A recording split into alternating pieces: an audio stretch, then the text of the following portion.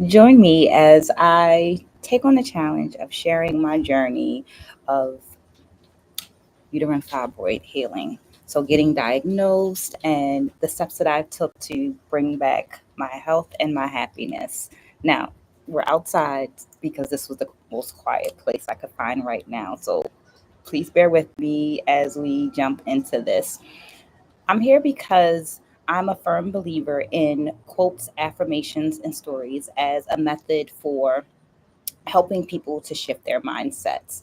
And in today's mindful moment, we're going to talk about healing through fibroids, being diagnosed, and the challenges that come with that. So let's jump into our day with our quote.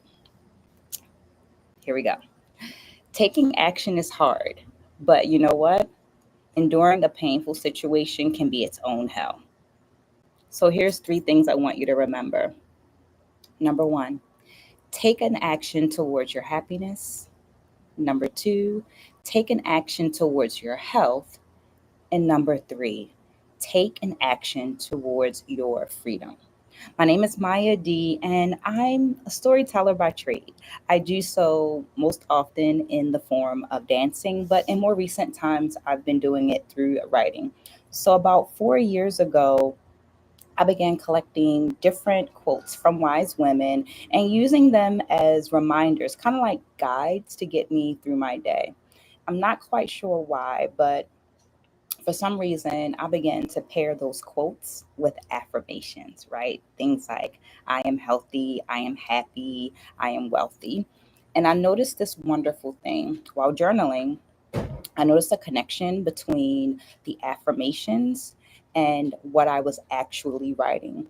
I began to notice that in my journaling, I was writing about, sharing about examples that kind of aligned with exactly what those affirmations were saying. So as I noticed this, I thought it was kind of like, that's interesting. If it's helping me, I wonder if it could help other people. So I crafted well, not crafted, but I shifted some of my journals, definitely took out some of the super duper personal information, like didn't want to be name dropping and things like that. But I shifted them and put them on a platform so that it could be shared as a blog. And while I know that some people like reading stories, I know that other people like listening to stories. So I wanted to share one of those stories with you, one of those experiences with you during this story time. So feel free to get cozy, but also feel free to finish whatever activity that you're doing and just let this play in the background. I definitely encourage you to ask questions. In the comments section because I'm a deep believer in sharing is caring, right? I share information that I have so that I demonstrate my care. And in the ideal world, you share information back. And because of that bi directional energy exchange and knowledge exchange, we all grow to be better, healthier, stronger, happier people. We're outside. Sorry for the car. So here we go. Story time. I can't call it laying or sitting, but I was there, stuck. And I was there in that stuck position for 3 days. I survived about 3 days until I finally broke in and took some Tylenol. It helped a little. It gave me enough relief so that I could walk to the store and purchase some ibuprofen. That was big for me. I'm not a fan of taking medicine. And I think it's a combination of coming from a family who has dealt with drug addiction, but also coming up in the crack epidemic. I've developed a very, very high pain tolerance, higher than most. As I sat there praying to my ancestors and the Creator to take this pain from me, I also began to think about my actions. I began to ask myself, what did I do to deserve this? I came up with nothing. Now, I'll agree that my diet had not been the most mindful over the past couple of days. It could have been a little better, but I'm not wayward. It wasn't wayward. And at the bottom of all this was that this pain was stupid. And it's stupid because it wasn't useful. at least the pain of giving birth, at the end of it, you have a child. Like, that's purposeful pain. And once again, I must say that I have a high pain tolerance. Let's take my last birth, for example. At my last birth, I made some teriyaki sauce from scratch. I marinated the salmon in it, put it in the oven, and walked upstairs to deliver my son. That pain was intense, but purposeful, because after a few hours, I had my youngest child. But this pain that had me stuck in that bedroom for 3 days was pointless. Reminder number one, take action towards your health. That pain felt like I was in labor for 3 days, which I've never been in labor for 3 days before, so that's just ludicrous. But there was no bouncing baby at the end of this, just these stupid fibroids.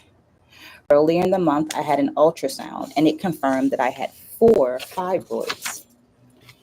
At the time, they measured in different sizes, one at 9 centimeters, another at 5, and then two at 2 centimeters, with my uterus measuring that of someone who was 6 months pregnant.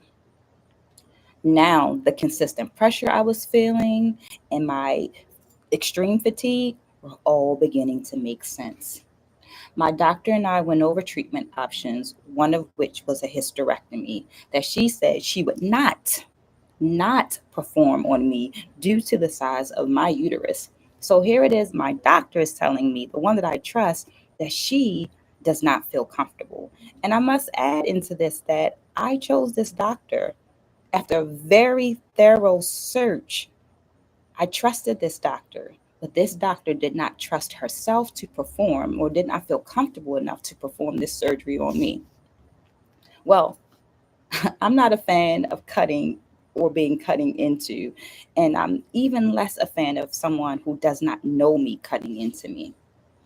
I wouldn't say that I have trust issues, but I would say that I am an extremely loyal person. After all, I was traveling from the Midwest back to the East Coast for all of my doctor's appointments, including my dentist appointments.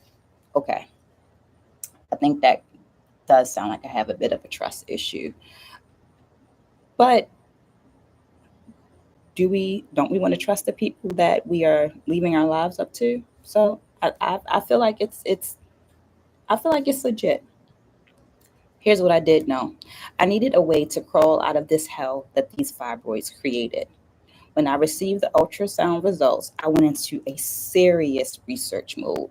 Well, after I died emotionally 3 times, I went into this very serious research mode to find out how I could get healthier without being cut, if possible. Now, none of this is an exact scientific experiment because I am not a medical professional. This is what worked for me, and I want to share that with you. Number 2, take actions towards your happiness. To be clear, surgery may be the best option in some cases, and I wanted to experiment with some of the other options.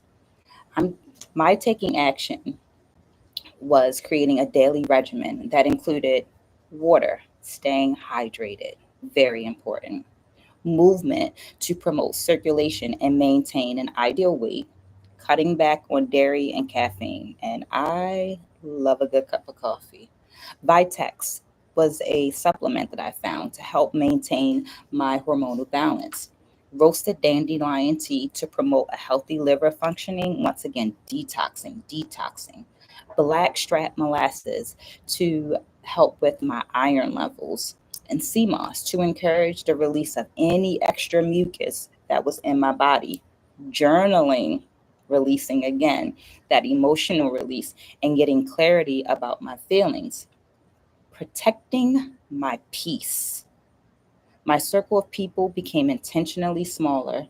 If I noticed my body going into a protective mode when I was around a specific person, I first questioned why it was going into that protective mode, and then I made an adjustment. I also found Dr. Sebi's teachings on uh, health, overall health, and began using the Dr. Sebi's daughter's Inner Balance supplement for women. In my research, I also found the Mediterranean diet and noticed how beneficial it was for people suffering from fibroids.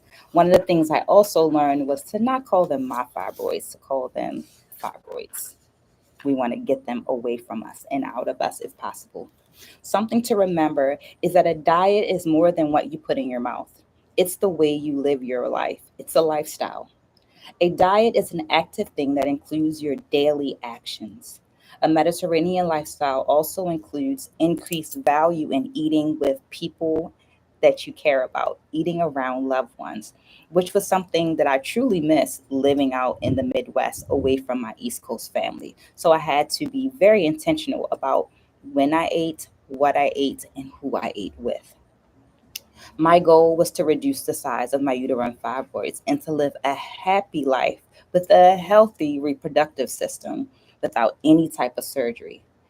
These actions included all the things that I mentioned and have worked very well over the last 4 years.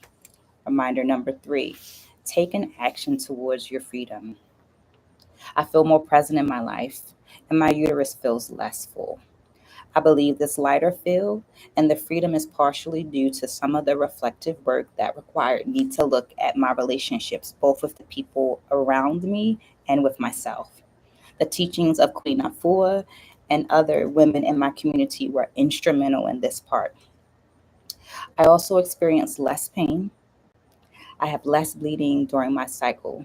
In the height of the painful episodes, my cycle was lasting 7+ days, and it wasn't uncommon for me to ruin my clothing. This is no longer an issue. I had an ultrasound about a year ago, and while one of them did increase in size, the other three had decreased by 50%. The very painful episode was a reminder that life is full of ups and downs, but I'd rather take the combo of ups and downs than to live completely in the downs.